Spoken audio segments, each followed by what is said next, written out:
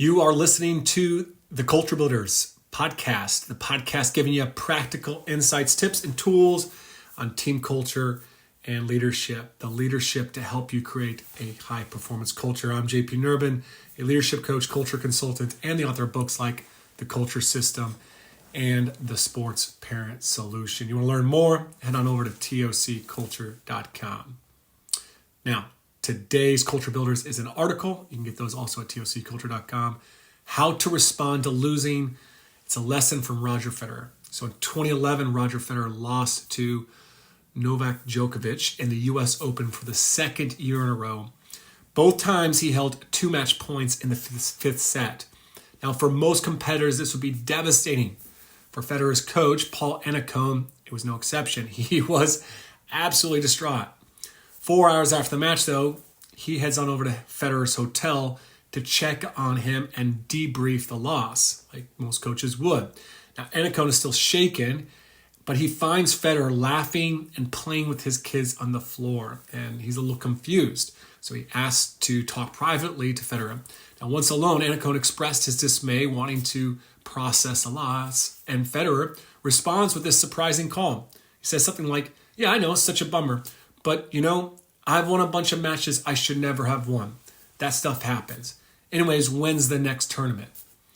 Annacone, who had been coaching for years, was coaching Federer for years, he was still floored. Like, how could Federer not be completely thrown off by the loss? Well, I think this story reveals something every one of us should aspire to. The ability to accept the reality of losing while staying fiercely competitive and committed to the process. When we lose, it's tempting to think that there are only 2 ways to respond. Number 1, anger and frustration, feeling miserable and blaming ourselves and others and losing sleep. Option 2, apathy and complacency, giving up, disengaging and becoming indifferent. Now, if you're a competitor and forced to choose between those 2 options, well, you'll likely pick anger and frustration every time. This is the way many winning coaches operate. It's true, feeling losses deeply can act as a motivator. Dan Hurley, the head coach at UConn, who has led his team to back-to-back national championships, he expressed this mindset recently during an off-season interview with All Access. He said, "I think the way you are supposed to do this job is to absolutely obsess over every aspect of it until you have nothing left to give to it. And when you burn it, and when burnout starts to come on because you are pressing that hard, then you go away and let someone else do it." As I wrote in chapter 2 of my book, The Culture System, Bill Walsh, the legendary 49ers coach, he called this misery and this mindset 0 points for winning. He was utterly miserable after losses and unhappy even after wins. Now, this approach led to him having a nervous breakdown and leaving coaching at the peak of the 49ers dynasty, just as Hurley admits it might happen for him. But this approach comes with a cost.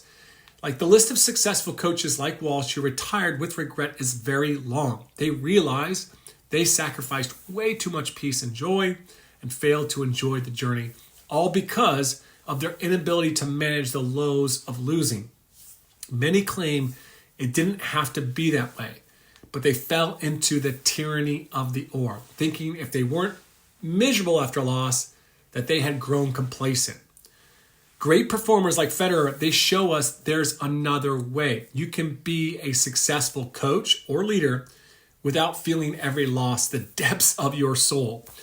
Legendary coaches like John Wooden, Tony Bennett, and Brad Stevens have demonstrated a more balanced and productive response to setbacks. Instead of spiraling into frustrations or complacency, these great leaders, these winning coaches, have accepted reality. Losses happen even when they feel they're unfair or deserved. They learn and grow from them. They focus on what can be improved for the future, and they stay committed. Rather than dwelling on what's gone wrong, they turn their attention to the next challenge. As you coach, remember, success doesn't have to come at the cost of your well-being. It's possible to lead, to perform and to compete at a high level without carrying every loss as this huge, heavy burden. So give yourself permission to embrace a healthier response and help your team do the same as well. Thanks for listening to today's episode. Please share it with your friends in coaching.